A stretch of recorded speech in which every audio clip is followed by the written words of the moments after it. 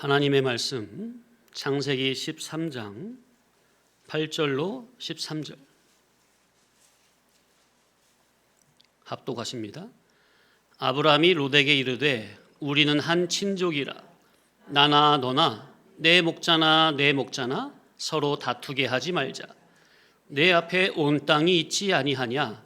나를 떠나가라. 내가 좌하면 나는 우하고 내가 우하면 나는 좌하리라. 이에 롯이 눈을 들어 요단 지역을 바라본즉 소알까지 온 땅에 물이 넉넉하니 여호와께서 소돔과 고모라를 멸하시기 전이었으므로 여호와의 동산 같고 애굽 땅과 같았더라. 그러므로 롯이 요단 온 지역을 택하고 동으로 옮기니 그들이 서로 떠난지라. 아브라함은 가나안 땅에 거주하였고 롯은 그 지역의 소돔들의 도시들에 머무르며 그 장막을 옮겨 소돔까지 이르렀더라. 소돔 사람은 여호와 앞에 악하며 큰 죄인이었더라.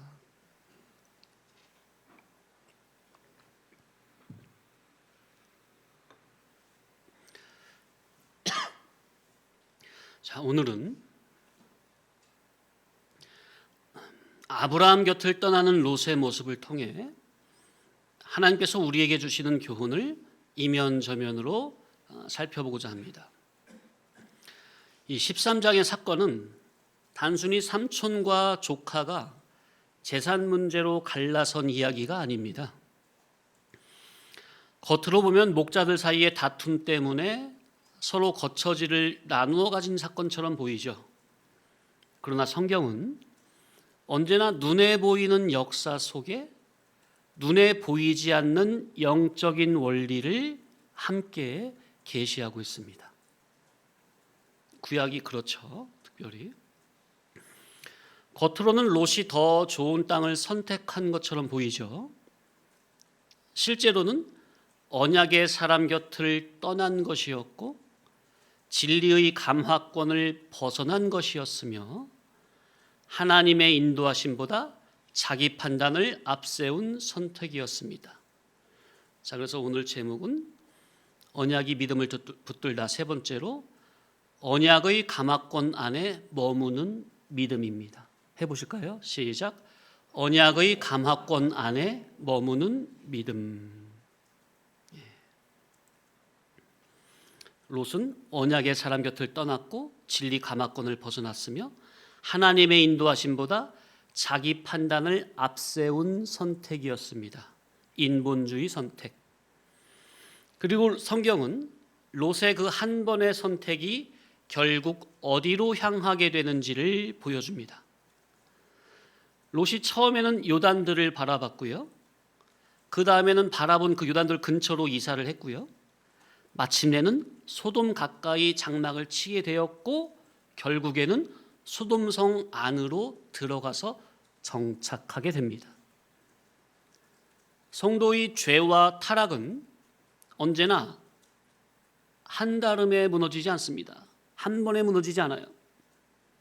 빛의 자리를 떠나면 어둠으로 조금씩 가까워지고 진리의 감화권을 떠나면 세상의 가치관에 조금씩 물들어가며 언약의 인도를 놓치면 육신의 판단이 점점 더 강해지게 되는 겁니다. 이치죠.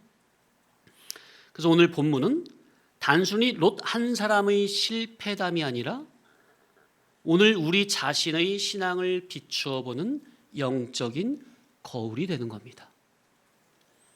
나는 지금 언약의 감화권 안에 머물러 있는가? 나는 진리의 인도를 잘 따라가고 있는가? 아니면 내 생각과 판단과 고집을 따라 조금씩 소돔을 향해 들어가고 있는가? 오늘 말씀을 통해 롯이 아브라함 곁을 떠난 사건 속에 감추인 영적 원리를 살펴보며 하나님께서는 지금 우리를 어떤 자리로 부르고 계시는지, 또 언약의 감화권 안에 머무는 믿음이 무엇인지 함께 깨닫는 은혜가 있기를 바랍니다. 10절로 이하를 보면 아브라함을 떠난 롯은 점점 소돔으로 가까이 들어갑니다.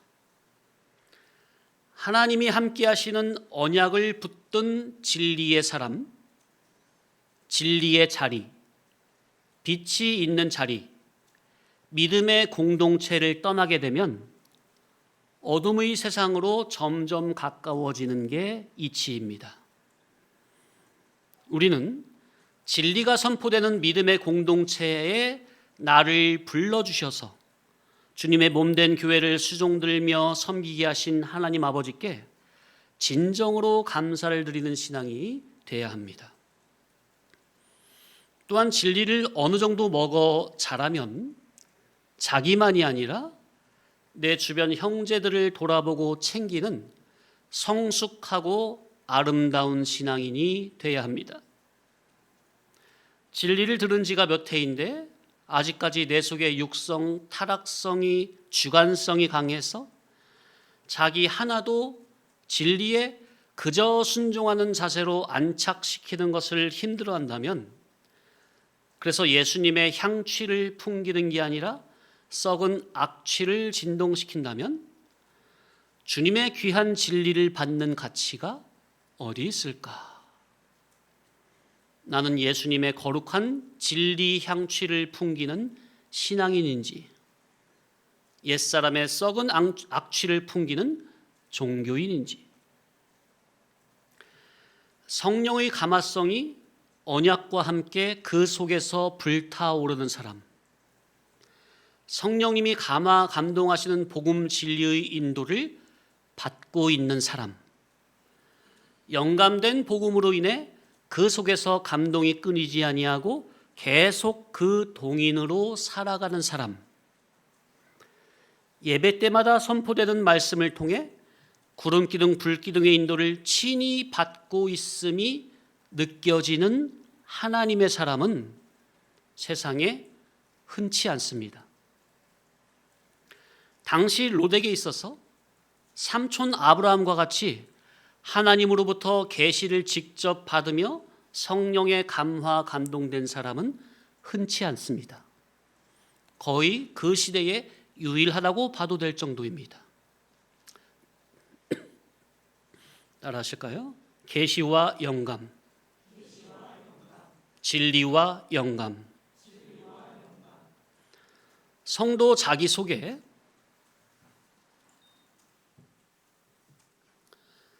진리와 영감의 감화가 끊임없이 불타오르지 않는다면 하나님으로부터 영감된 복음의 인도를 받는 사람, 그 곁에 겸손히 머물러야 합니다.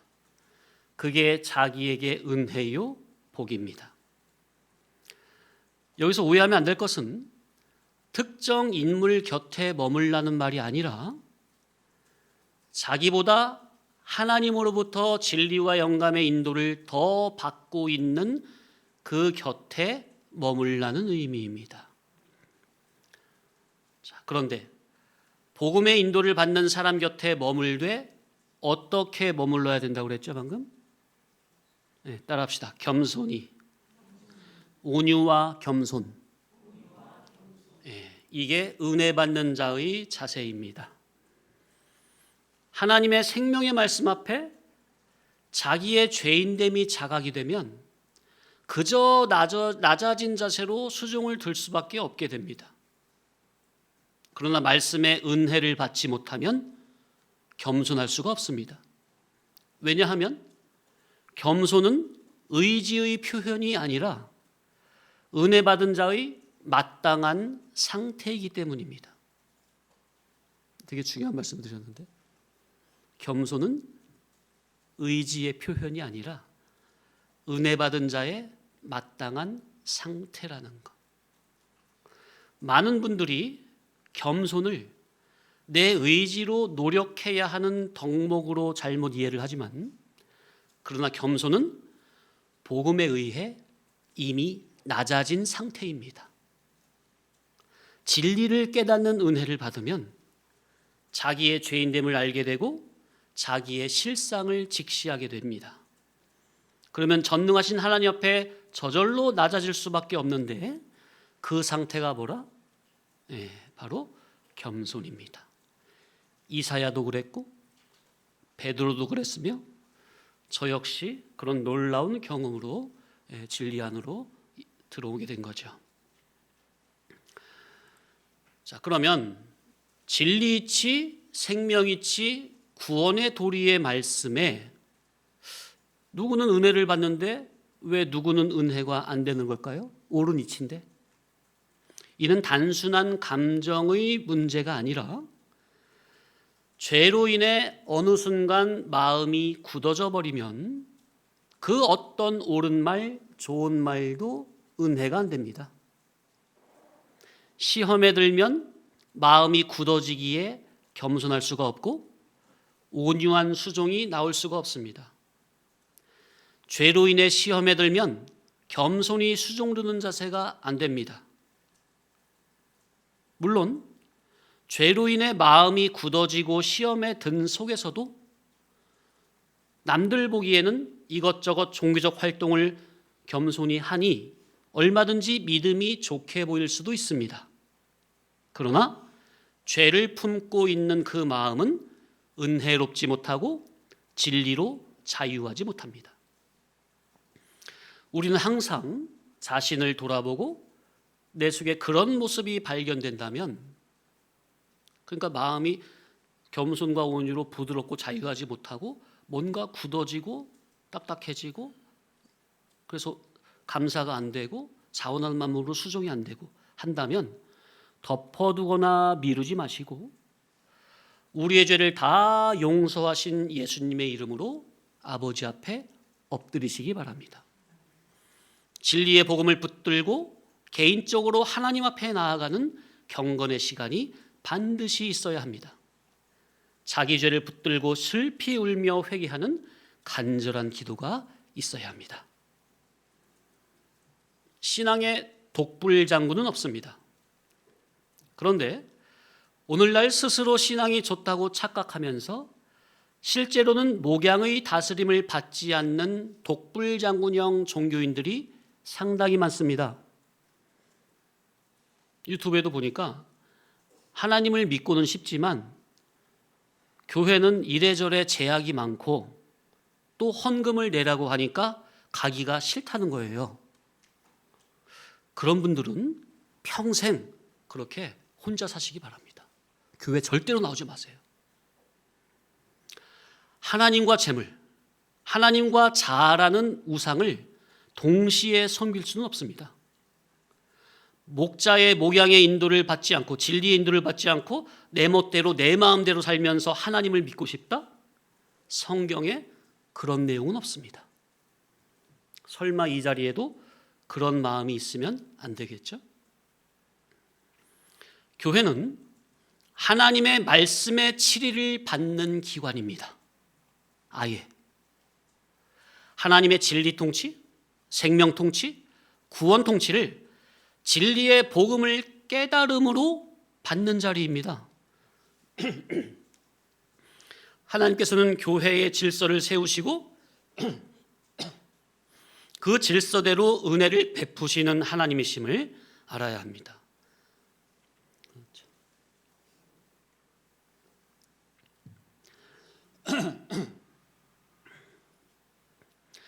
하나님은 당신이 세우신 질서대로 은혜를 흘러가게 하시니 복음의 질서, 은혜의 질서를 가벼이 여기지 말고 하나님이 세우신 권위 앞에 복종해야 합니다. 그래서 말씀을 전하는 인도자와 사사건건 감정 싸움하는 이처럼 어리석은 신앙은 없습니다. 결국 누구 손해겠느냐. 그런데 마음에서 당신이 무슨 하나님의 종이냐 한다면, 그런 정도로 주의 종이 신뢰가 안 된다면 신앙생활은 안 되는 거죠. 혼자 한다거나 다른 곳으로 가야죠. 그러나 그게 아니란다면 자기 속에서 죄로 인해 순간마다 고개를 쳐들고 올라오는 그런 교만의 독사 대가리나 그런 악한 마음은 철저히 뿌리 뽑아 죽이시기 바랍니다. 그런 교만의 마음이 한 터럭이라도 있으면 이미 그 자기의 마음은 마귀의 놀이터로 전락이 됐으며 그런 교만해지를 통해 사탄 마귀가 역사를 하니 그런 교만한 마음은 철저히 죽이고 하나님의 생명의 말씀을 받는 겸손한 순자의 자세로 겸손하고 온유한 심정으로 주님의 몸된 교회를 섬겨야 합니다. 하나님을 예배하는 이 자리가 어느 안전이라고 자기 마음을 다스리지 못함으로 인한 그 굳어지고 불편한 표정을 함부로 드러낼 수가 있겠습니까? 하나님이 내가 함부로 해도 될 분이십니까? 주님의 몸된 교회가 내가 함부로 무시하고 내 악한 감정의 쓰레기통으로 여겨도 되는 곳입니까? 만약 그런다면 이는 사람 대적이 아니라 인자 거역이 아니라 성령 거역이요 하나님을 멸시하는 대역죄입니다. 선포되는 교훈이 성화로 인도하는 진리 이치가 아니라 인간 저의 타락한 감정의 표현입니까? 옳은 이치라면 감정은 내려놓고 이치를 붙잡고 회개하고 순종하기 바랍니다. 하나님을 예배하는 이 자리에서는 삼가 두렵고 떨림으로 몸과 마음가짐을 조심해야 합니다.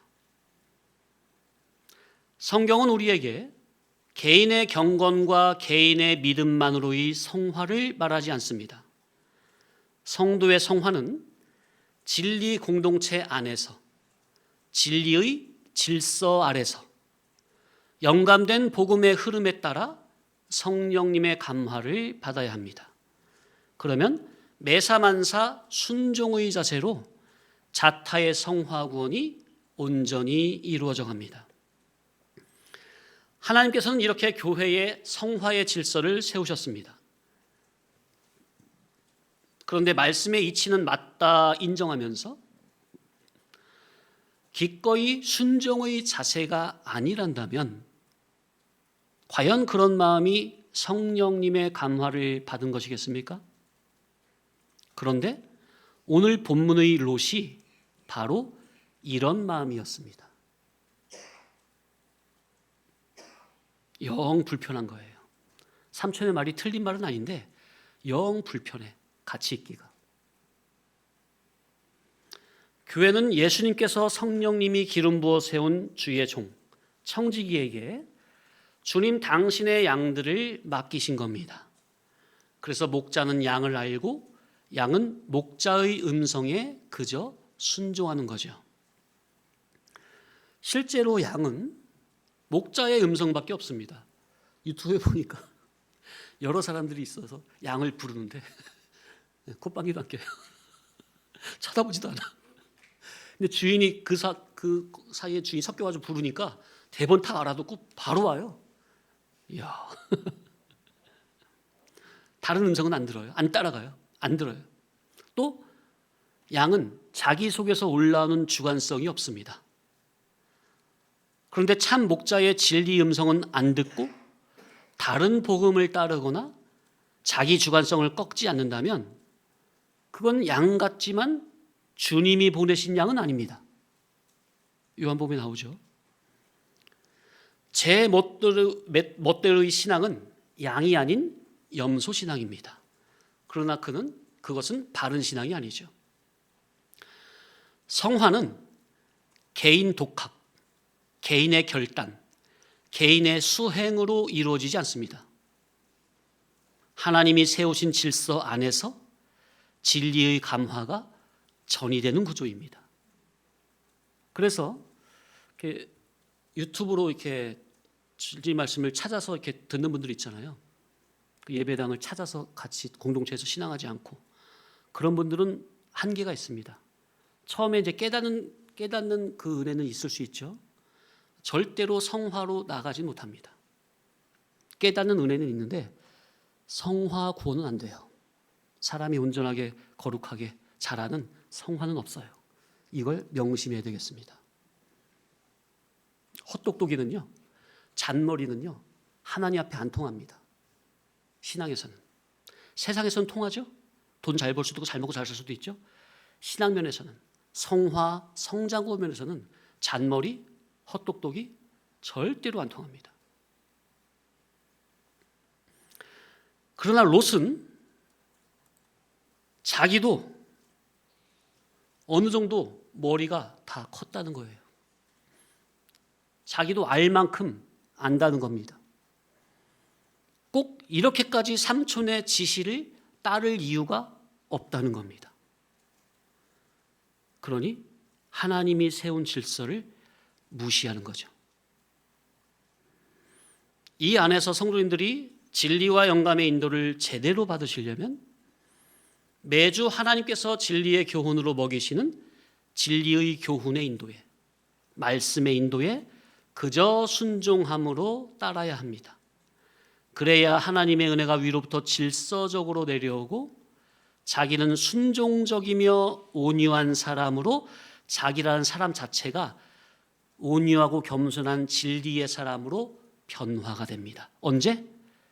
그 은혜의 질서에 순종할 때. 따라하실까요? 은혜의 질서에 순종할 때 진리의 사람으로 변화된다.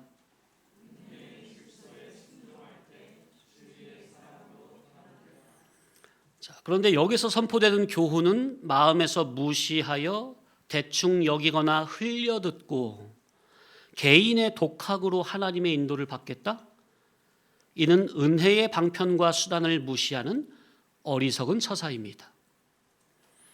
물이 들어오면은 노를 저어서 앞으로 가야 하고 위로부터 은혜의 단비를 내려주실 때는 마음의 그릇을 바르게 하여 그저 내려지는 은혜의 단비를 받아들이기만 하면 됩니다. 그런데 하나님께서 진리의 종을 통해 내려주시는 은혜의 단비는 대충 여겨 무시하거나 그리고 자기 혼자 독학으로 은혜를 받아보겠다? 이처럼 어리석고 교만한 처사가 또 없는 겁니다. 언젠가 말씀드렸지만은 제가 신학교 졸업한 후에 신학교에 가서 진리로 전도한 신학생 둘이 있었습니다. 당시 강사 목사님 교회당 지하에 방을 하나 이렇게 내어주셔서 저 포함 셋이 거하면서 열심히 말씀을 배웠더랬죠. 목회자 세미나가 매주 있는데 목사님이 앞에서 이렇게 강의하실 때 그 말씀을 듣는 자세는 어떠해야 합니까? 너무나 당연하지만 주의 종이 전하는 말씀을 귀를 열고 잘 경청해야 합니다. 근데 두 청년 중 한 청년은 강의 시간 내내 성경만 보면서 자기 개인 공부를 합니다. 처음에는 목사님 말씀 듣다가 말씀 듣는 중에 어느 성경 구절이 생겨날 거 아니에요. 그럼 그 구절이 어딨나 성경을 계속 찾아요. 찰 때까지 계속 찾아요. 착착착착착착 말씀 전하고 있는데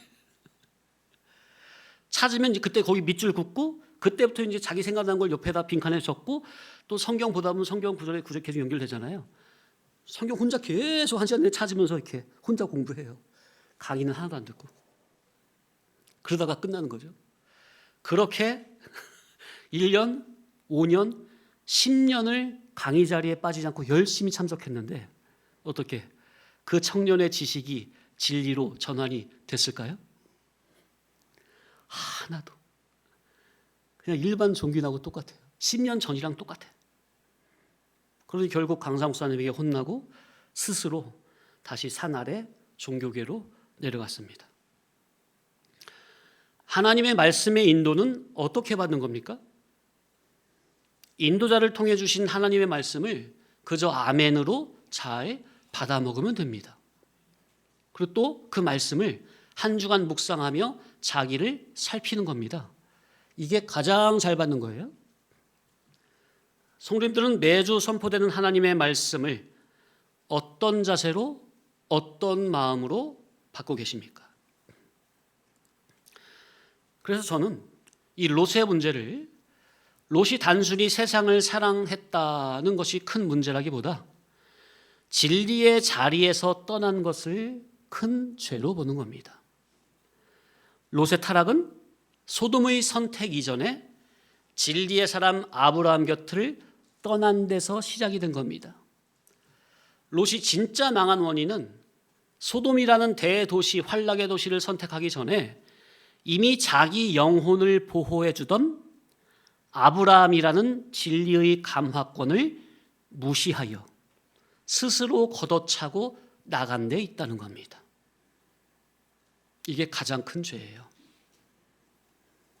롯이 왜 이렇게 된 거죠? 그런데 처음부터 이렇게 된 건 아닐 텐데 다 살펴봤죠. 우리는 아브라함이 믿음의 사람이라 해도 아직 다 말씀으로 온전히 된 사람이 아니잖아요.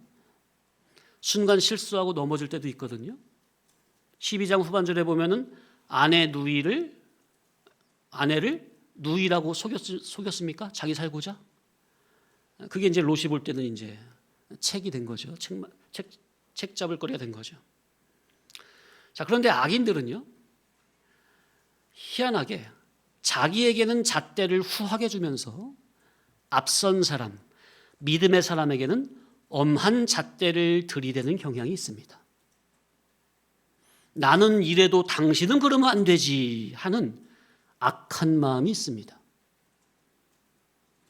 그렇게 해서 시험이 들면 이제 앞선 자가 그 어떤 옳은 말, 좋은 말, 생명의 복음을 전해도 그 진리에 자원적 순종이 안 되는 겁니다.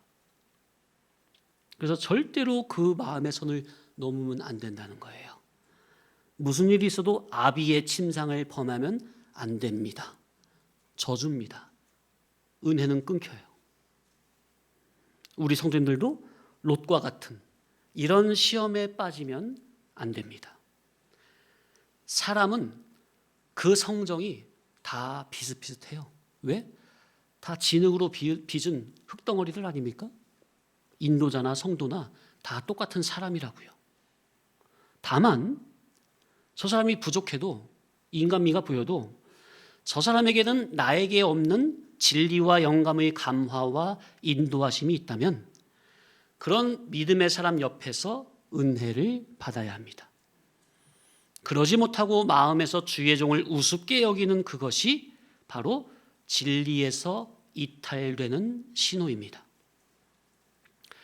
실제로 성도 신앙의 붕괴는 대개 교리 한두 개를 틀려서라거나 율법을 몇 개 어겨서라기보다 마음이 진리의 감화권에서 멀어지며 현실 중심성이 커질 때 일어납니다.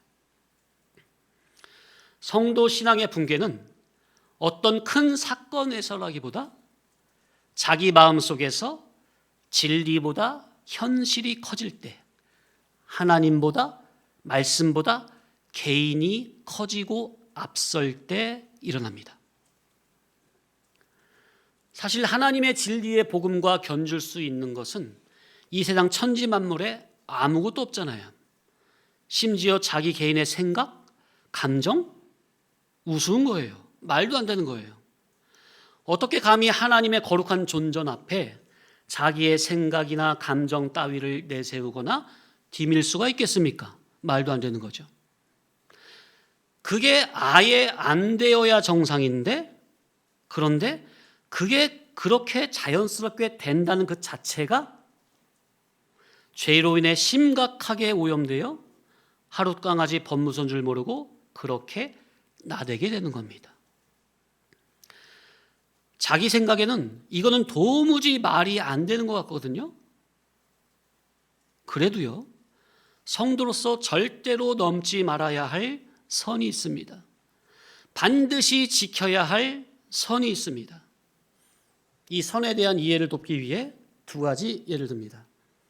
첫째는 이미 말씀드렸던 사울 왕이 다윗을 시기하여 10여 년이 넘도록 그렇게 말도 안 되는 이유로 죽이려고 들었을 때도 다윗은 그 악한 사울 왕이라 해도 하나님께서 친히 기름 부어 세우셨다는 그 이유 하나만으로도 사울 왕을 함부로 대하지 아니하고 왕으로서 끝까지 존중했습니다. 이는 사울 왕이 예쁘고 잘나서가 아니라 하나님께서 친히 세우신 그 하나님의 권위를 생각했기에 감히 그런 생각조차 못하는 것이고, 그게 그렇게 안 되어야 정상인 거예요. 둘째, 같은 이치로 하나님의 영, 말씀의 영, 진리의 영, 성령님의 감화가 성도님 자기 속에 계시면 성경 하나님의 말씀에 너희는 믿지 않는 자들과 멍에를 같이 매지 말라 하셨고, 또한 구약에도 택한 선민 이스라엘 백성은 주변 이방인과의 결혼을 아예 율법으로 금하셨으니 하나님의 말씀에 순종하는 마음에서 이방 불신자들과의 교제나 결혼은 아예 생각이 안 되어야 정상입니다. 그런데 당장 내 감정이 앞서서 내 마음에 맞으면 아무하고나 사귀고 결혼합니까? 그게 그렇게 안 되어야 정상이라니까요. 자기 마음에서 그 선을 넘을 수 없어야 정상이라니까요. 그런데 오히려 자기가 원해서 그렇게 마음대로 합니까? 그게 뭐죠? 자기의 마음이 진리 치리권, 진리 보호권 밖에 거하고 있다는 증거입니다.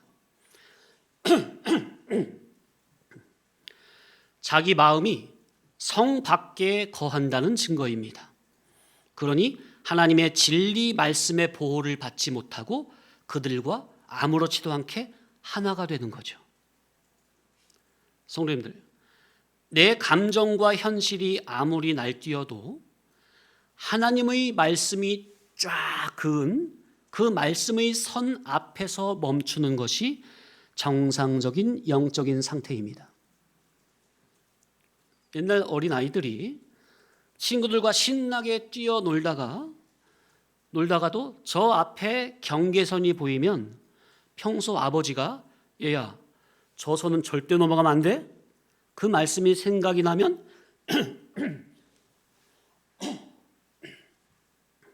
죄송합니다. 뒤를 돌아서 다른 곳으로 가든가 집으로 가는 게 정상인 겁니다. 그런데 못된 아이의 타락한 심리는 부모님 말씀보다 자꾸만 저 철조망 너머의 세계가 궁금하여 뛰어넘어가는 거예요. 담 넘어가는 거예요. 그 선을 넘어가는 거예요. 그러면 대번 사나운 들짐승이나 악인들에게 잡혀가는 거죠. 그런데 문제는 그 악인들이나 사나운 들짐승과 하나 되어 잡혀가는 그것을 위기로 못 느끼고 그게 오히려 자기도 좋아서 그들과 하나가 된다는 데 있습니다. 당장은 모르지만 시간이 한참 지나면 야, 내가 그때 왜 그랬지? 부모님 말씀 들을 걸 후회하는 거죠. 그러나 이미 시간은 사망으로 흘러 떠내려간 후요 돌이킬 수도 없는 겁니다. 그래서 그렇게 하다가 어떻게 그렇게 이렇게 선 넘어서 가면 어떻게 그 사람 속에도 예수님의 피가 있기 때문에 하나님의 예수님의 피값이 들어있기 때문에 본전이 있기 때문에 하나님이 내버려 두십니까? 이제 큰 사건을 보내가지고 정신 차리기 위해서 다시 불러들이십니까? 하나님의 주권 섭리를 믿으시기 바랍니다. 그러나 아예 거기까지 가지 않는 게 정상이겠죠. 말씀의 테두리 그 안에 있어야 돼요. 근데 그게 안 되면 이제 말로 해서 안 들으면은 회초리 맞고 들어오는 거고, 회초리도 안 되면 이제 불몽댕이 맞고 이제 정신 번쩍 차리게 해가지고 팔다리 다 부러뜨리게 해가지고 들어오게 하는 거죠. 하나님께서 교회에 세우신 은혜가 내려가는 그 질서를 절대로 무시하면 안 되고 그 선을 넘으려고 해서는 안 됩니다. 그런데 은혜의 질서와 선이 그냥 넘어가진다? 그래서 교회의 질서를 무시하고 주의 종과 감정 싸움을 한다면 이는 단순한 성격 불화가 아니라 영적인 브레이크가 고장난 심각한 죄에 오염된 상태라는 것을 알아야 합니다. 이게 보통 심각한 문제가 아닌 거예요. 철저히 회개가 안 되면 성장은 불가합니다. 성도님들이 몸은 이 진리권 안에 있어도 마음과 정신이 100% 진리에 올인이 되지 못하고, 그래서 주의 종의 복음의 인도에 온전한 마음으로 아멘으로 자원으로 수종이 안 되고 은근히 뭔가 모르게 주변에 겉돈다면 그건 다 각자 느껴지는 거죠. 자기가 말씀의 인도에 푹 들어와 있는 건지 은근히 겉돌고 있는 건지. 만약에 그런다면 롯과 같이 이미 진리의 자리를 떠나고 있다는 적신호라는 것을 스스로 알아야 합니다. 잠시 쉬었다가 계속 이어 상고합니다. 자, 성도님들이 만약 이런저런 연유로 마음이 힘들어지고 그래서 신앙의 발전이 없고 어딘지 모르게 막혀 있고 영적으로 침체되고 정체되어 있다면 이것을 어떻게 회복해야 합니까?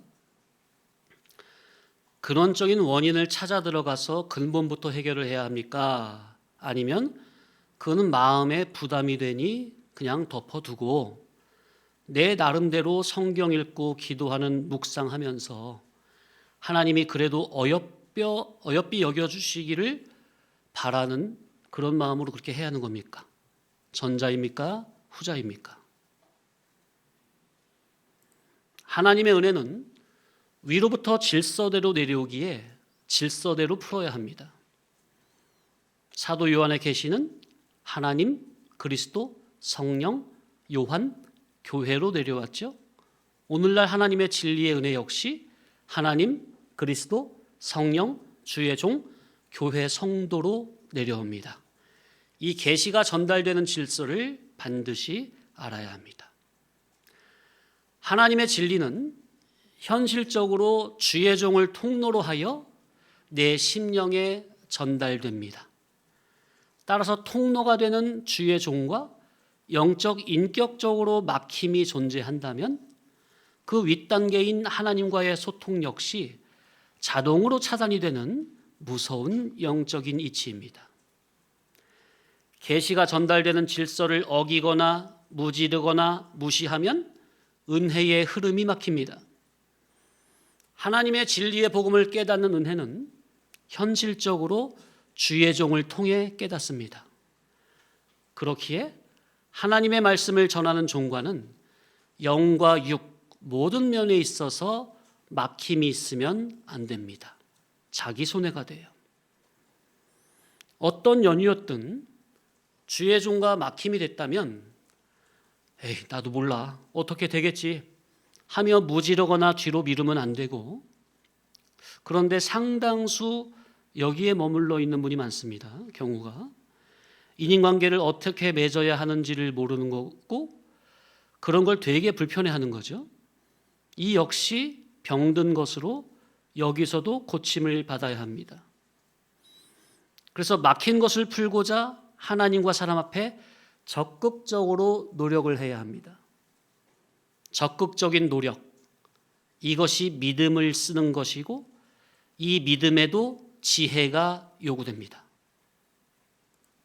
그러나 롯은 그러지 아니하고 육성 죄성이 이끄는, 육성 죄성이라는 마음이 이끄는 대로 나가버렸습니다. 그 양심을 무질러버리고 하나님 앞에서 겸손히 말씀을 순종하고자 하는 지혜와 노력, 곧 겸손성과 지혜와 노력, 바로 이것이 하나님께서 기뻐 보시는 믿음입니다. 하나님이 기뻐하시는 믿음이 뭐라고요? 어떻게 해서든 겸손히 말씀을 순종하고자 하는 그 마음, 이 마음이 제일 중요한 거예요. 겸손한 마음의 자세로 그저 순종하길 원합니다. 이 자세, 이게 없으면 아무것도 안 돼요. 이게 제일 중요한 거예요. 그 마음이 있은 속에서 그 마음만 있으면 되는 거예요? 아니면 그 마음이 기본으로 깔린 속에서 뭐가 있어야 돼요? 지혜와 방편을 쓰는 노력, 이것이 믿음이라고요. 믿음은 행함으로 온전해진다 했습니까? 네. 그래서 그것을 바르게 해결하고자 하는 지혜의 노력, 그것도 믿음이라니까요. 지혜와 방편은 누가 해야 돼요? 이마저도 하나님이 해주셔야 되는 겁니까? 이거는 내가 믿는 의지를 가지고 인간적인 실천을, 노력을 해야 하는 겁니까? 질서를 어겨서 영혼이 막혔는데 주의 종과의 관계 회복은 제쳐두고 혼자 골방에서 성경 보고 기도하는 행위는 어리석은 겁니다. 내가 실제로 해야 할 근본 치료는 제쳐두고 혼자만의 지역적 치료는 어리석습니다. 영적 질서를 어김해서 발생된 신앙의 정체는 절대로 혼자 기도하거나 마음을 쓴다거나 나름대로 어떻게 한다거나 애를 쓴다거나 그런다고 해결되는 게 아닙니다. 중풍병은 머리에서 혈관이 막혀 터진 게 아닙니까? 그러면 머리에서 막힌 곳을 뚫어내야지 맨날 발이나 손에 침만 꽂거나 배에 뜸만 들이면 되는 겁니까? 해결이 되겠어요? 영적인 문제를 인간적인 편한 방식으로 우회하려는 종교적인 핑계는 하나님께서 기뻐 받을 수가 없습니다. 근본적인 치료를 해야 합니다. 예수님께서도 뭐라고 하셨죠? 하나님 앞에 예물을 드리려다가 내 형제에게 원망 들을 만한 것이 생각나거든, 죄지은 것이 생각나거든, 먼저 형제와 화해하고 그리고 와서 예물을 드려라. 신앙의 영적인 원리를 말씀해 주셨죠? 형제와 화해가 되려면 어떻게 해야 합니까? 그저 형식상이라거나 대충대충이 아닌 진리를 기준으로 놓고 진심 어린 사과와 관계 회복을 위한 일련의 노력이 요구되는 겁니다. 자기의 마음이 막히고 영적으로 침체된 원인이 질서를 어긴 것이라면 먼저 질서 안에서 순차적으로 풀어야 합니다. 야고보에도 보면 죄를 서로 고백하라라고 했고 서로 기도하라고 했습니다. 성화는 개인의 영성 프로젝트가 아니라 관계 회복과 질서 회복 속에서 이루어지는 생명의 흐름입니다. 왜냐하면 은혜는 질서대로 흘러가기 때문입니다. 주의 종은 언제든 항상 준비가 되어 있습니다. 성도님들은요, 아닌 말로 본인이 사고 쳐놓고 본인이 삐지고 토라져도 돼요. 예? 아닌 말로. 그러나 목회자는 하나님 앞에서 그게 안 되는 거예요. 태생적으로 목회자는. 오히려 성도님들의 죄를 내 죄로 여기고 성도님들이 회개할 그 기도를 내가 할 것처럼 기도하는 사람이 바로 목회자예요. 목사도 인간인지라 인간적으로 성도님들에게 서운한 마음이 있는 것과는 상관없이 주의 종은 항상 성도님들을 주님의 종의 자세로 기다리고 있습니다. 단순히 기다리기만 하는 게 아니라 때에 맞는 말씀으로 교훈하고 기도로 중보하며 기다리고 있습니다. 성도 본인만 마음의 준비를 하고 다가오면 됩니다. 다만 제게 오실 때는 단순히 인간적인 마음에서 괜히 미안해서 저라는 사람을 보고 인자 간의 회복을 하려고 오면 안 되고 하나님의 종으로 알고 하나님 앞에서 관계를 온전히 회복하자 하는 경건한 청지기의 태도로 마음을 열고 진심과 진정으로 솔직하고 정직하며 겸손한 자세로 다가와야 합니다. 태도만 겸손한 태도가 아니라 진정한 겸손의 마음으로 다가와야 합니다.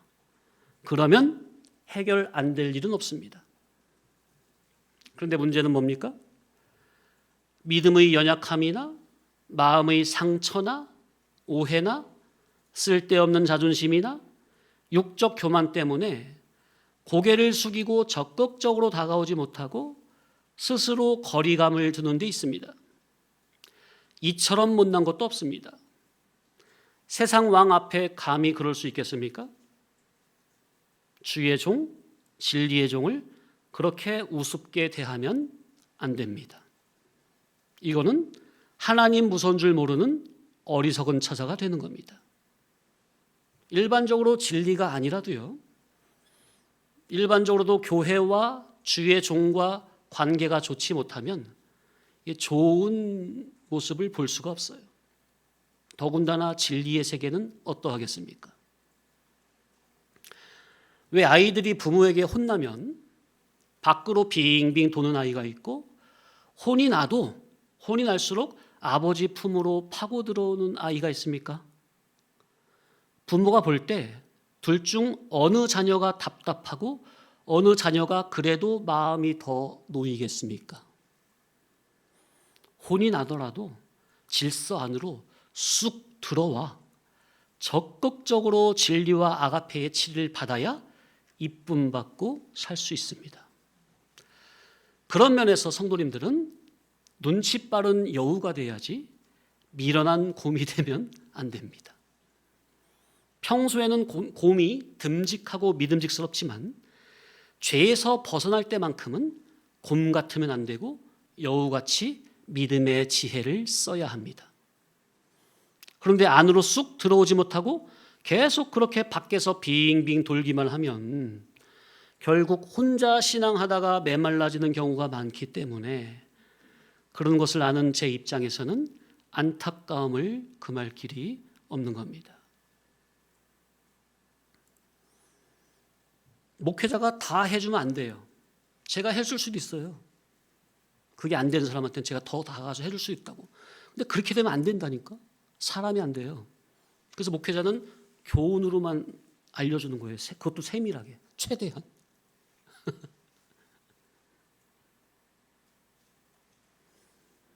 하나님이 세우신 진리의 질서와 싸우는 성도의 삶이 얼마나 피폐하고 고생스러울지. 마치 예수님께서 사울에게 사울아 사울아 내가 어찌하여 나를 박해하느냐 가시채를 뒷발질하기가 내게 고생인지라 하심과 같은 마음인 거죠. 그 교만과 자기 행위의 의와 자존심이 산산이 부서지고 깨져야 할 텐데요. 결국 대적의 끝은 자기 영혼의 황폐화뿐입니다. 성도님들, 만약 여러분 곁에 진리의 사람이 있다면 이게 하나님께서 자기에게 베푸신 특수 은총임을 알고 배나 감사하시기 바랍니다. 진리의 사람은 자기 뜻이 아니라 하나님의 말씀 아래 자신부터 복종하며 복음으로 인도하는 사람입니다. 단 하나 주의할 것은 목회자는 은혜의 통로이지 근원은 아니며 모든 은혜의 최종 근원과 중보자는 오직 그리스도 한 분뿐임을 분명히 합니다. 그러나 하나님은 성도를 홀로 자라게 하지 않으시고 교회와 말씀과 영적 질서를 통해 자라게 하시니 자존심과 독립심 때문에 진리의 공동체와 거리를 두지 말고 겸손히 관계를 회복하여 은혜의 질서 안에 머무르시기 바랍니다. 여기에 지혜를 쓰기 바랍니다. 행함이 있어야 합니다. 사실 하나님께서 나에게 진리를 깨닫는 특수 은총을 허락하셨다는 이거는 만입이 내게 있어서 그 입 다 가지고 죽을 때까지 찬송을 한다 해도 부족할 정도로 엄청난 은혜입니다. 그런데 늘 이 안에 계시다 보면 사람도 얼마 없고 따르는 성도들이 많다면 목사님이 뭔가 목사님 대단한 능력이 있나 보다 이렇게 보겠지만은 사람도 얼마 없는 것 같고 그러니까 무시할 만하고 목사라고 하면 언제든지 가까이 있어가지고 언제든지 그냥 볼 수 있으니까 그러니까 그 목사를 쉽게 생각해가지고 은혜를 망각하여 진리의 사람을 우습게 여기고 어떤 책 잡을 건수만 보이면 뒤에서 수군수군대며 진리의 종을 마음에서 대적하거나 판단하는 어처구니 없는 일을 벌이기도 합니다. 이게 일반 대형 교회라거나 과거 선지자나 사도 시대에는 있을 수가 없는 일이에요. 그런데 규모가 적은 공동체 안에서는 성도님들이 실제로 저지르기 쉬운 죄의 본질로 타락한 인간의 본성이 여실히 드러나기도 하는 겁니다. 자, 저와 여러분은 그리스도의 한 피 받은 형제입니까? 원수입니까? 하기야 성경에도 보면은 예수님의 12 제자 중 하나에게 팔림이 되셨고, 다윗의 모사였던 아히도벨도 아들 압살롬이 반역할 때 압살롬에게 붙었듯이, 그래서 다윗을 배신했듯이, 믿음의 사람들도 멀리 있는 사람이 아니라 가장 가까운 사람들에게 배신을 당했으니 뭐 그런 일이 이상한 건 아니지만, 그런데 만약 우리 중에 어느 누가 가롯 유다의 일을 한다고 하면, 그런데 그게 바로 다른 사람이 아니라 자기란다면, 이게 상상이나 할 법한 일입니까? 그런 못된 일의 주인공이 바로 내가 되면 안 되는 거잖아요. 성도님들은 익숙함이라는 독에 당해서 주의 종의 가치를 잃어버리는 영적 문둥병에 걸리면 안 됩니다. 유튜브 쇼츠 영상을 보니까 한 사춘기 소년이 집에서 엄마한테 크게 꾸중을 당하고 화가 나서 집을 뛰쳐나가 버렸어요. 가출을 한 거죠. 뭐 집을 나오니 뭐 어디 갈 데가 있습니까? 몇 시간 동안 거리에서 방황하다가 저녁 때가 되어 배가 줄여가지고 이제 한 식당 근처를 지나가는데, 식당 아주머니가 식탁을 닦고 있는데 너무 배고파가지고 용기를 내가지고 밥 한 끼만 얻어 먹을 수 없냐고 물으니 아주머니가 가만 보더니 와서 앉으라고 하면서 밥상을 무료로 차려주는 거죠.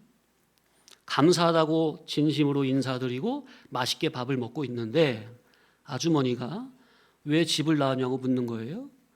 그러니까 이제 그 소년이 어머니의 잔소리가 싫어서 홧김에 뛰쳐나왔다는 거죠. 잠시 후에 아주머니가 조용히 말합니다. 얘야, 너는 지금 아무도 모르는 아줌마한테 밥 한 끼 얻어먹은 것으로 이렇게 진심으로 감사할 줄 알면서 네 어머니는 너를 위해 평생을 그렇게 헌신적으로 먹이고 입히고 기르고 한 것에 대해서는 감사한 적이 있었니? 이 아주머니의 물음에 소녀는 먹던 밥을 멈추더니 갑자기 박차고 일어나 울면서 집으로 뛰어갔더라는 거죠. 사람은 보통 가장 귀한 것은 항상 가까이 있으니 그 가치와 소중함을 알지 못합니다. 그러나 떠나보면 알게 되죠. 내가 평소 매주 강단에서 값없이 먹던 이 영의 양식과 진리의 가치를 너무 당연하게 여기고 망각하고 있는 건 아닙니까? 그래서 별 생각이 다 들 때도 있습니까? 그러나 떠나서 고생하다가 뒤늦게 깨우치지 말고 있을 때, 기회가 있을 때 하나님의 은혜에 감사함을 알고 지극정성으로 섬긴다면 천국의 기둥감이 될 수도 있습니다. 그렇게 울면서 집으로 뛰어간 아이, 그 밑에 댓글을 보니까 와닿는 댓글이 있어요. 뒤늦게라도 어머니의 사랑을 깨닫고 집으로 간 그 소년, 이제 마음의 기본 자세를 깨우쳤으니 앞으로 잘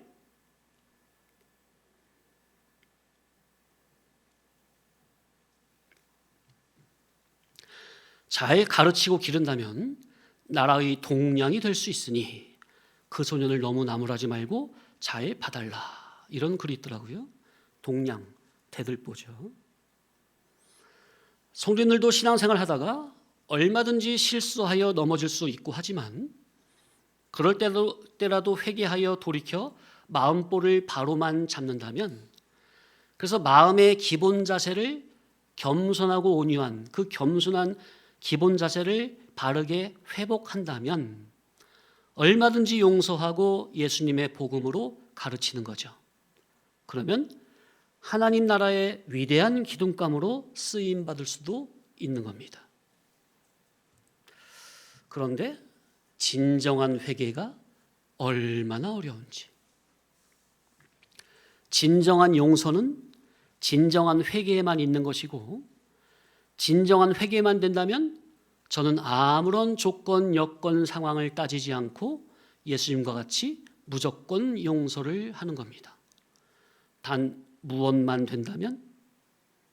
진정한 회개만 된다면. 이거는 느껴지는 거죠. 진정한 회개인지 아닌지는. 자존심을 꺾고 정직하게 죄를 자복하는 진짜 회개만 있다면 주의 종은 언제든지 예수님의 마음으로 품고 같이 갈 준비가 되어 있습니다. 진짜 회개는 먼저는 하나님 앞에, 그리고 사람 앞에서도. 그래서 뭔가 이상한 게 막힌 게 없이 시원하게 통해야 합니다. 자, 여기서 하나 더 깨닫고 갈게. 아니, 목사님은 왜 진정한 회개를 단서로 답니까? 스데반 집사는 자기를 돌로 치는 자들까지 무조건 용서하지 않았습니까? 반문할 수도 있겠죠? 두 장면 다 용서를 말하니 같은 의미로 볼 수 있는데, 그러나 둘은 동일 층의 이야기가 아닙니다.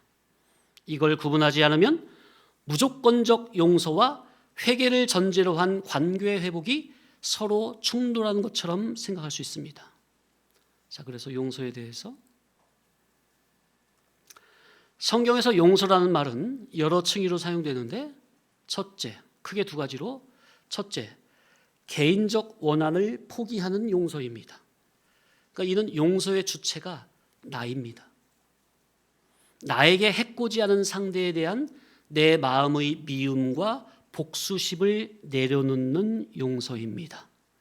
바로 스데반이 여기에 해당이 되죠. 스데반 집사는 죽어가면서 자기를 돌로 쳐 죽이는 저들을 향해서 주여 이 죄를 저들에게 돌리지 마옵소서 하므로 개인적인 원한을 포기하고 악의적 보복을 거부하며 오히려 하나님께 긍휼의 기도를 드린 겁니다. 곧 나는 나를 돌로 치는 너희를 미워하지 않겠다. 너희들의 멸망을 바라지도 않고 도리어 하나님께 긍휼을 구한다. 의미의 용서입니다. 이는 상대의 회개 여부와 무관하게 가능한 용서입니다. 예수님께서도 십자가에서 이렇게 기도를 드리셨죠. 두 번째, 관계와 교제와 성화의 회복 차원에서 하는 목양적 용서입니다.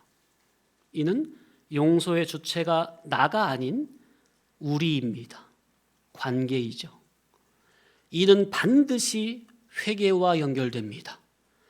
왜냐하면 진정한 관계의 회복은 죄를 인정하고 돌이키는 진실한 회개가 없이는 성립되지 않기 때문입니다. 예를 들어 어떤 사람이 죄를 짓고 마음에서 진정한 회개를 하지 않는데 상대와 주변 사람들이 마치 아무 일도 없었던 것처럼 한다고 해서 완전한 신뢰관계가 회복되는 것은 아니기 때문입니다. 회개 없는 상태에서 아무 일도 없었다는 듯이 신뢰관계를 즉시 회복하는 것은 복음이 아니라 무질서이며 오히려 상대를 망치는 행위입니다. 사람이 안 돼요. 그래서 진정한 회개가 있어야 용서가 된다는 말은 진정한 회개가 있어야 관계적 회복과 그의 성화, 성장이 된다는 말입니다. 그래서 지금 말씀드린 회개는 결코 개인적인 뒤끝이나 서운함 때문이 아니라 성도라는 존재의 변화와 성화적 성장을 바랄 때 회개만이 유일한 영적인 관문이기 때문입니다. 그래서 저는 진정한 회개를 해야 성장이 된다 말씀을 드리는 겁니다.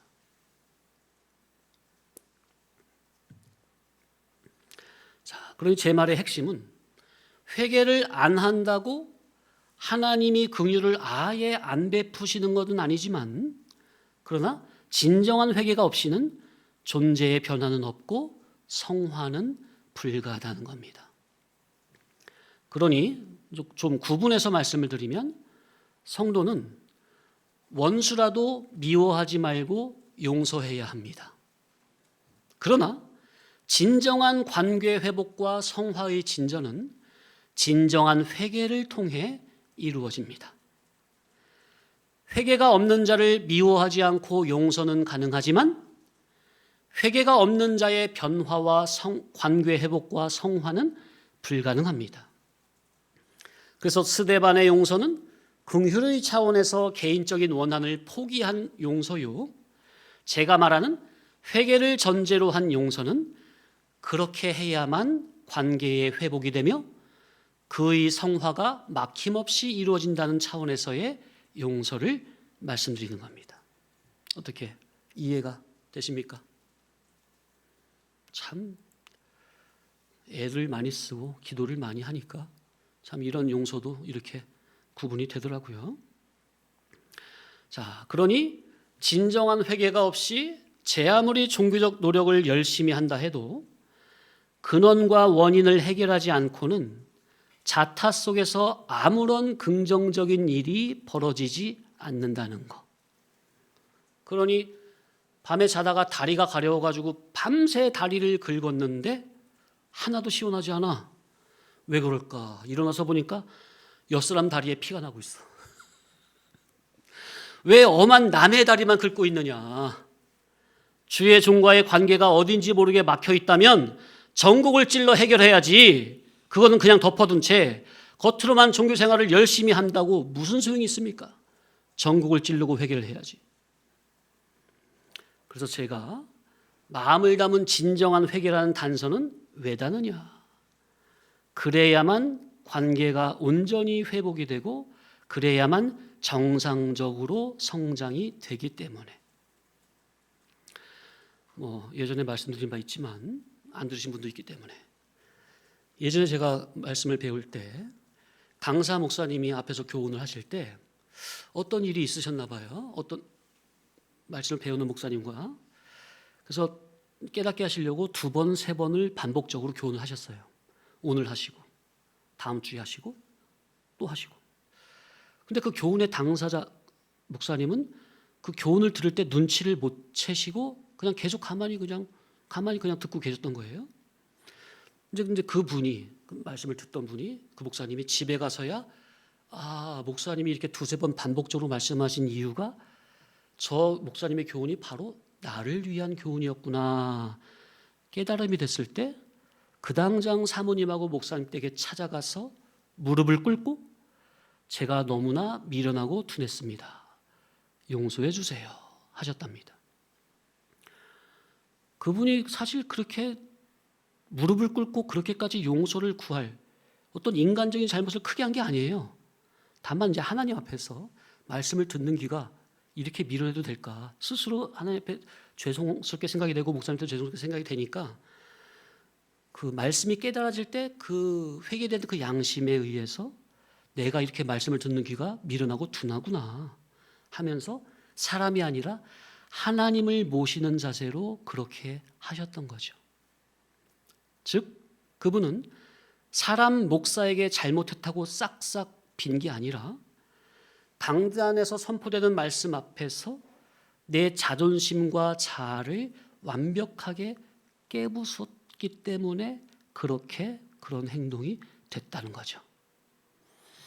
하나님 앞에서 하는 자세로 인도자 앞에서 엎드릴 때 비로소 인간의 얄팍한 자존심이 완전히 파쇄되는 성화의 원리를 말씀드리는 겁니다. 그러니 그렇게 말씀이 생각나가지고 말씀 앞에 자존심이 완전하게 깨지고 부수어진 그런 진심 어린 회개를 하시니 그 강사 목사님의 마음이 얼마나 감동이 되겠으며 얼마나 사랑이 가겠어요. 야, 세상 참 이런 사람도 다 있네. 그 당시 말씀을 그 교훈의 당사자 그 목사님은 대전에서 목회를 하시다가 이 진리를 만나고 하시던 목회를 접고 수원에 있는 강사 목사님 계시던 교회로 성도로 들어가서 신앙을 하니 생활이 얼마나 어렵겠어요. 그것도 나이가 50 중반 넘어가지고. 그러니 그 당시 제가 20대 27, 9, 20대 후반이었는데 제가 그때 새벽에 교차로 실물 돌리지 않았습니까? 저랑 같이 돌리신 거예요. 목회 접고 들어와서 말씀 배우니까 생활이 안 되니까 아르바이트를 해야죠.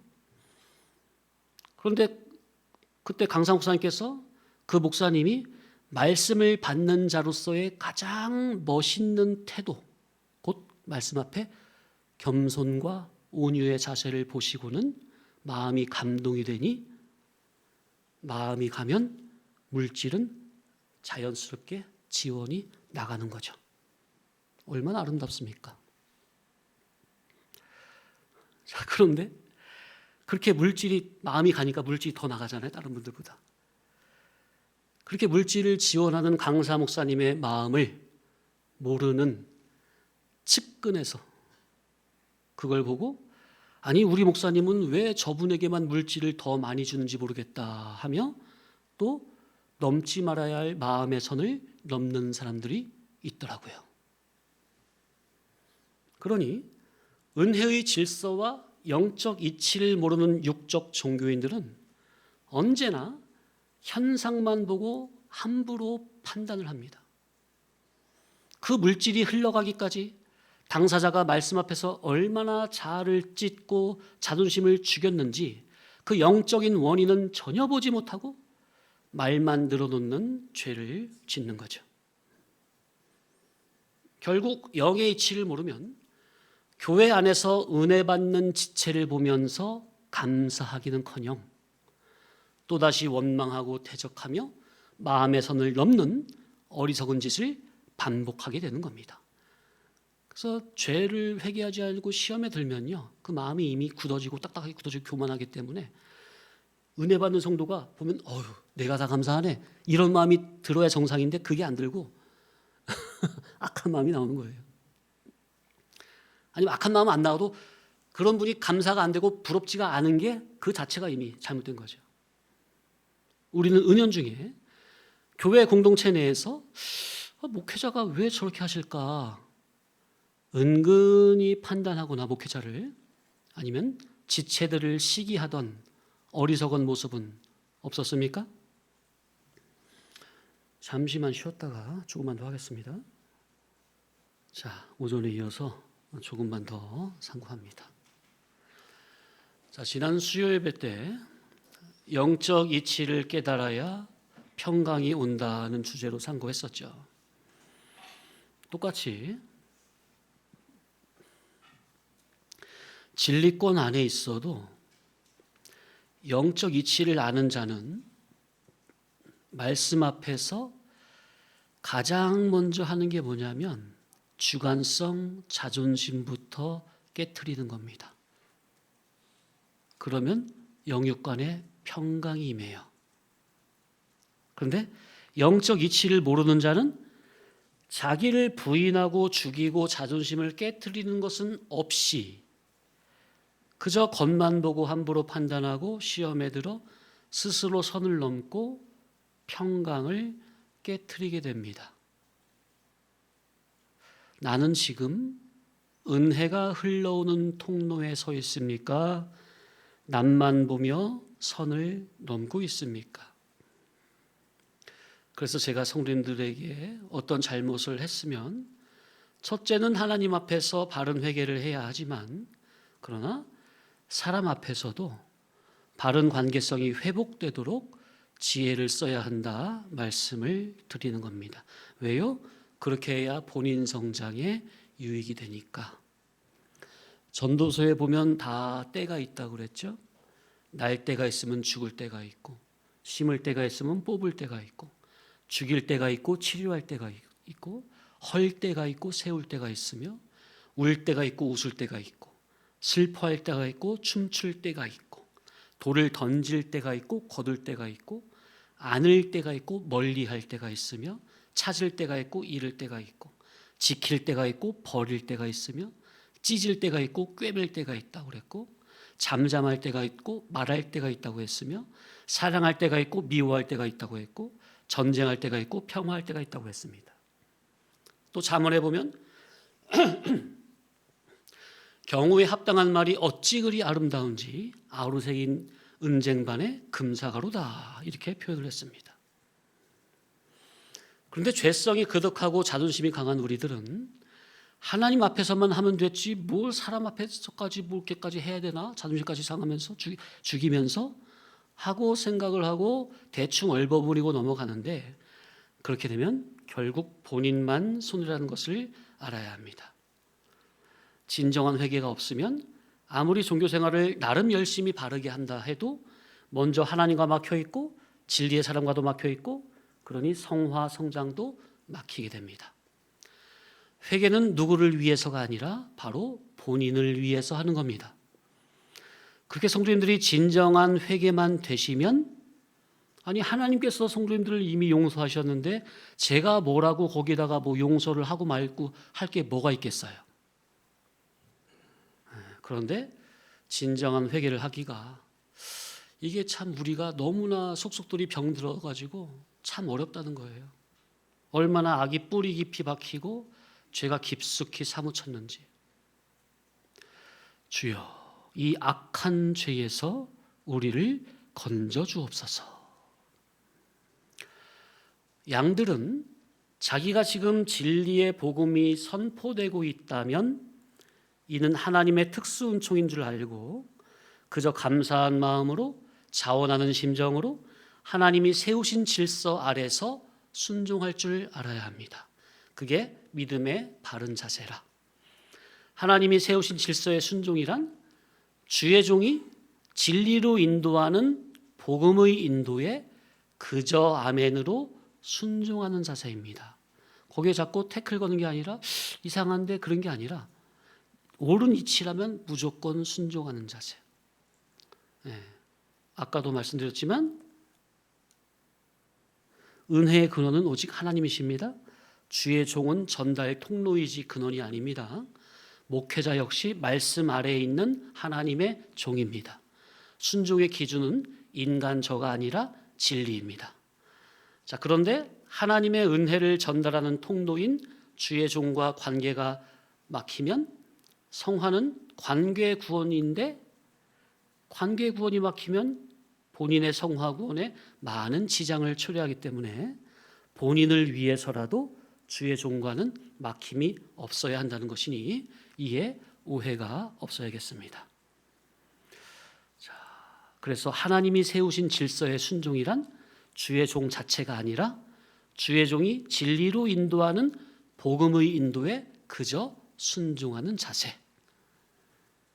그런데 자기 속에서 끊임없이 올라오는 염소성, 그러니까 평소에는 은혜를 옳은 이치이기 때문에 은혜를 잘 받는 것처럼 유순하게 앉아 있다가도 자기 자존심이 상해지거나 마음에 들지 않는 교훈을 들어 그만 심사가 뒤틀리면 그만 돛불을 치켜들고 모양의 질서까지 들이받는 그런 못된 염소성 육성을 날마다 부인하고 십자가에 못 박아 죽이고, 양과 같이 그저 목자의 음성이라면 귀가 번쩍하며 하여 진리 음성에 고분고분 순종하는 양의 심령이 다 되어야 합니다.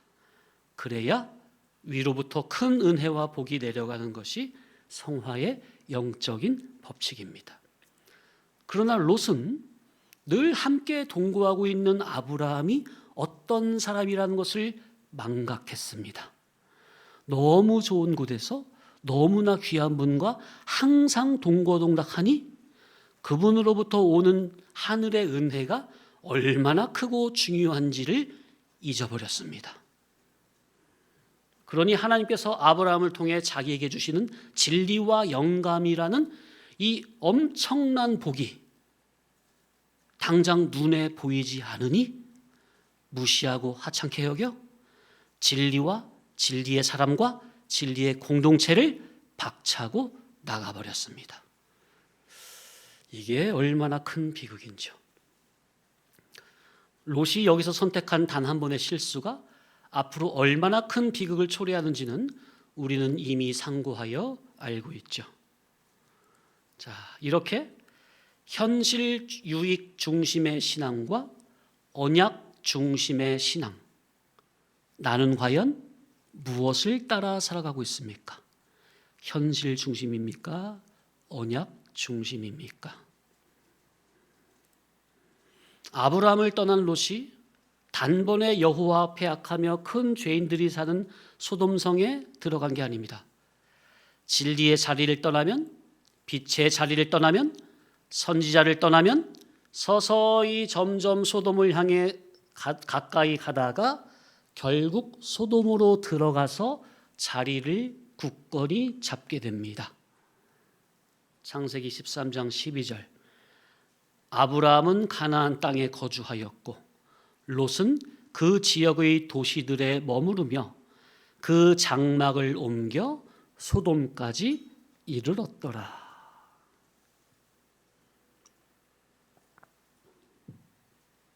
성경은 죄가 단번에 들어오는 게 아니라 점진적으로 사람의 마음을 점령하는 것을 보여줍니다.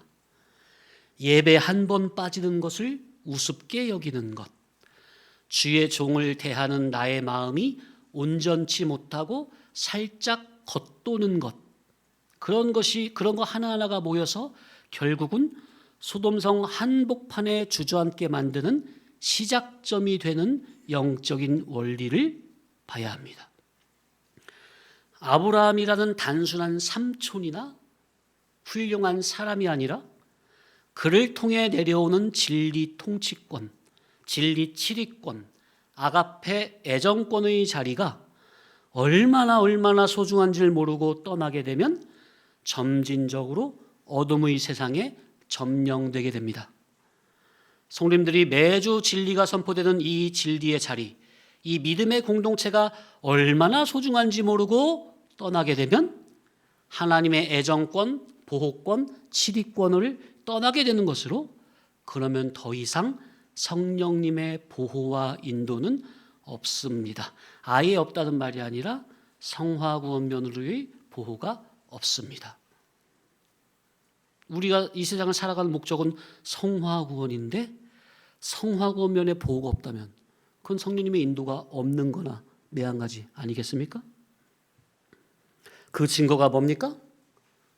성령님의 보호 인도가 없다는 증거가 뭐예요? 롯이 아브라함을 떠나 결국 죄악의 도시, 진리가 전혀 없는 도시, 빛이 없는 어둠의 도시인 소돔성으로 들어가게 된다는 것. 소돔 사람은 여호와 앞에 악하며 큰 죄인이었더라. 반면 아브라함은 롯이 떠난 후에 헤브론 산골짜기에서 제단을 쌓습니다. 얼마나 멋있어요. 다는 예배요, 하나님의 진리 통치요, 언약 신앙의 자리입니다. 즉, 이 세상에서 내 삶의 주권은 오직 만군의 여호와 하나님께 있습니다 하는 하나님 중심으로 살아가는 존재의 방향성입니다. 성도님들, 예배는 단순히 주일에 몇 시간 의식을 치르는 종교 행위가 아닙니다. 내 삶의 주권을 하나님께 양도하는 존재의 방향 전환입니다. 눈에 보이는 소돔이라는 현실을 쫓아 장막을 옮기던 롯과 달리 보이지 않는 언약을 쫓아 제단을 쌓은 아브라함의 대조를 통해 성도가 서 있어야 할 자리, 진짜 자리가 어디인지를 돌아봐야 합니다. 성도님들, 믿음은 내가 하나님을 끝까지 붙드는 힘이 아니라 신실하신 하나님의 언약이 연약한 나를 끝까지 붙들고 인도해 가시는 은혜입니다. 롯은 눈에 보이는 현실을 실상처럼 붙들었고 아브라함은 아직 보이지 않는 하나님의 언약을 실상처럼 붙들었습니다. 그러나 사실 더 깊이 들어가서 보면 아브라함이 언약을 붙든 것 같지만 실상은 언약이 아브라함을 붙들고 있던 겁니다. 그래서 우리 기독신앙은 내 결심으로 버티고 버티는 지독한 종교생활이 아니라 하나님의 신실하신 인격에서 나온 언약의 복음이 나라는 존재를 붙들고 이끌어 가시는 생명의 역사입니다. 그러니 제가 앞서 외친 철저히 회개하고 돌아오라는 촉구는 회개 안 하면 저주받아 죽는다, 이런 협박이 아닙니다. 하나님의 신실하신 언약의 손이 아직도 당신을 붙들고 계시니 그 신실하신 사랑의 손에 의지하여 자존심을 꺾고 안심하고 돌아오라는 거룩으로의 초대입니다. 말씀을 맺습니다. 그러므로 성도는 현실이 아니라 언약을 따라 살아야 합니다. 눈에 보이는 유익이 아니라 하나님의 말씀과 진리 인도를 따라 살아야 합니다. 때로는 넘어지고 흔들리고 실수할 수 있습니다. 그러나 신실하시고 변개치 않으시는 하나님의 언약이 나를 붙들고 계시기에 철저히 회개하며 다시 진리의 자리로 돌아오기만 하면 됩니다. 그러니 성도님들, 눈에 보이는 소돔을 따라가지 말고 보이지 않아도 내 안에 살아계신 하나님의 언약을 믿음으로 붙드시기 바랍니다. 아니, 더 정확히 말하면 오늘도 우리를 붙들고 계신 그 언약의 손길에 자신을 온전히 믿음으로 내어 맡기시기 바랍니다. 주여, 우리가 하나님의 신실하신 언약을 붙드는 자 되게 하옵소서. 그리고 무엇보다 하나님의 신실한 인격에서 나온 언약이 나를 붙들고 가시는 이 복음의 은혜 안에 끝까지 거하게 하여 주옵소서. 아멘. 기도합니다.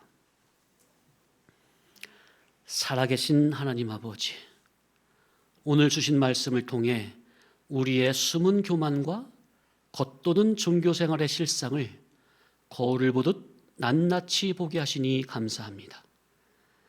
내 심사가 뒤틀릴 때마다 고개를 쳐들었던 교만의 독사 대가리와 내 뜻대로 목양의 질서를 들이받으려 했던 완악한 염소성을 이 시간 십자가에 못 박아 완전히 죽여주옵소서. 내 자존심과 체면 때문에 허물을 감추며 엄한 다리만 긁어대던 미련함을 회개하기를 원합니다. 하나님께서 우리 영혼의 안전지대로 허락하신 이 진리의 공동체와 주의 종을 통한 진리의 가마권을 하찮게 여겨 롯처럼 서서히 소돔으로 미끄러져 가던 발걸음을 당장 멈추게 하여 주옵소서. 이제 사람 앞에서도 말씀 앞에서도 내 자존심을 산산이 깨부수고 정직하게 무릎을 꿇는 진정한 회개가 터지게 하사 하나님과 막히고 주의 종과 막혔던 모든 영적인 중풍병이 근원부터 깨끗이 치료되게 하여 주옵소서. 신앙은 내 결심으로 버티는 지독한 종교생활이 아님을 고백합니다.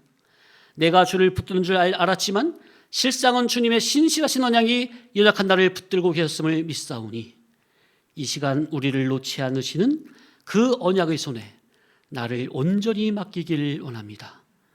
그리하여 우리 심령의 두려움이 떠나가고 위로부터 질서대로 흘러내려오는 참된 평강과 성화의 축복을 다 받아 누리는 복되고 착한 주님의 양들이 다 되게 하여 주옵소서.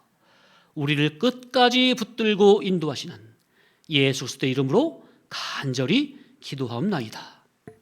아멘.